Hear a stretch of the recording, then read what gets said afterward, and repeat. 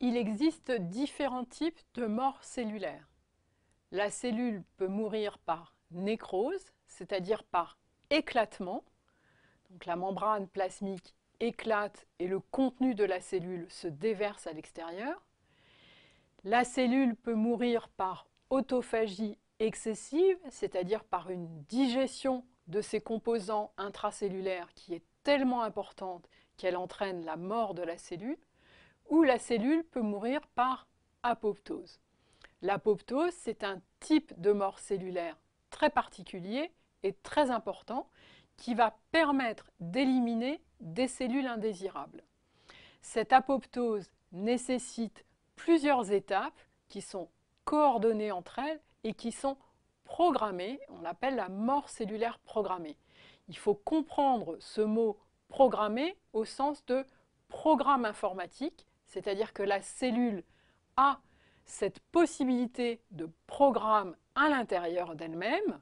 Tous les éléments sont là, exactement comme un programme informatique, et elle va pouvoir le mettre en action ou ne pas le mettre en action, l'utiliser ou ne pas l'utiliser, exactement comme un programme informatique. Mais la cellule a dans ses constituants tous les éléments qui lui permettent de déclencher sa mort par apoptose. L'apoptose est une fonction physiologique que l'on va retrouver dès la vie embryonnaire.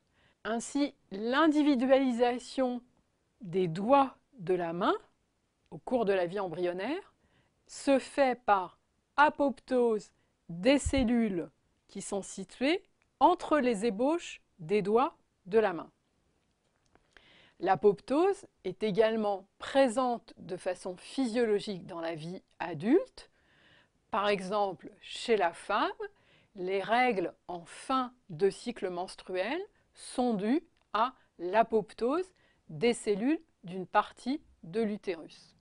L'apoptose, c'est aussi un moyen utilisé par la cellule dans des situations particulières, par exemple en fin d'infection, quand il y a une pneumonie, qui est une infection du poumon due à une bactérie. Ces bactéries dans les poumons provoquent un afflux de globules blancs qui viennent du sang et qui sont là pour tuer les bactéries du poumon. Une fois que ces globules blancs ont jugulé l'infection, ils sont inutiles et donc ils vont disparaître par apoptose. Il y a aussi des situations pathologiques dans lesquelles il y a trop d'apoptose. Par exemple, dans les hépatites virales aiguës, le virus de l'hépatite peut provoquer l'apoptose des cellules du foie beaucoup trop importante et mettre en danger la vie du patient. Il y a aussi trop d'apoptose dans des maladies neurodégénératives telles que la maladie d'Alzheimer ou la maladie de Parkinson, dans lequel on va voir disparaître des neurones par apoptose. Et puis, il y a des situations dans lesquelles il n'y a pas assez d'apoptose, notamment dans le cancer. La cellule cancéreuse est une cellule qui présente suffisamment d'anomalies pour être normalement détruite par apoptose, et ça n'est pas le cas de la cellule cancéreuse.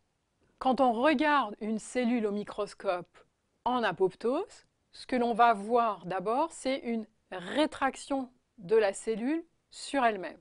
Donc la cellule va diminuer de taille en se rétractant. Du coup, quand on regarde une coupe tissulaire faite de centaines de cellules, l'apoptose n'est pas facile à voir parce que c'est difficile de voir juste une diminution de taille. Quand on regarde de façon plus rapprochée, on va constater une condensation de la chromatine. L'intégrité de la membrane de la cellule va être maintenue pendant tout le processus. Par contre, on va voir se former à partir de la membrane de la cellule des espèces de bulles que l'on appelle des corps apoptotiques qui peuvent se détacher de la cellule en apoptose. Quand l'apoptose est complète, la cellule va disparaître en étant digérée par les cellules environnantes. L'apoptose ne déclenche pas d'inflammation, c'est-à-dire qu'elle ne déclenche pas d'arrivée de globules blancs venant du sang. C'est un phénomène qui peut passer assez inaperçu. Sur le plan biochimique, les caractéristiques principales de l'apoptose, ce sont des clivages des protéines, c'est-à-dire que les protéines vont être coupées en morceaux. Du coup, elles ne sont plus actives. C'est le cas en particulier des protéines du cytosquelette et notamment des éléments du cytosquelette qui sont situés à l'intérieur du noyau, qui sont les lamines, des filaments intermédiaires, et sur lesquels repose la chromatine. C'est ce qui explique la condensation de la chromatine que l'on voit au cours de l'apoptose. On va aussi constater au contraire des pontages protéiques, c'est-à-dire des protéines qui sont associées les unes avec les autres alors qu'elles ne devraient pas être associées. Et puis, il y a des fractures de l'ADN qui va être coupé en petits morceaux. Il y a aussi des modifications de la membrane plasmique et en particulier de la position de ces constituants.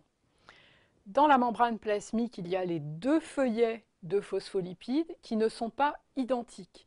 Certains types de phospholipides sont présents uniquement sur le feuillet interne de la membrane, notamment un phospholipide qui s'appelle la phosphatidylsérine. Quand la cellule est en apoptose, on va retrouver cette phosphatidylsérine sur le versant externe de la membrane et nous avons des techniques qui nous permettent de détecter la présence de cette phosphatidylsérine à l'extérieur de la cellule et donc de détecter le début de l'apoptose dans des cellules avant même qu'elles aient commencé à se rétracter.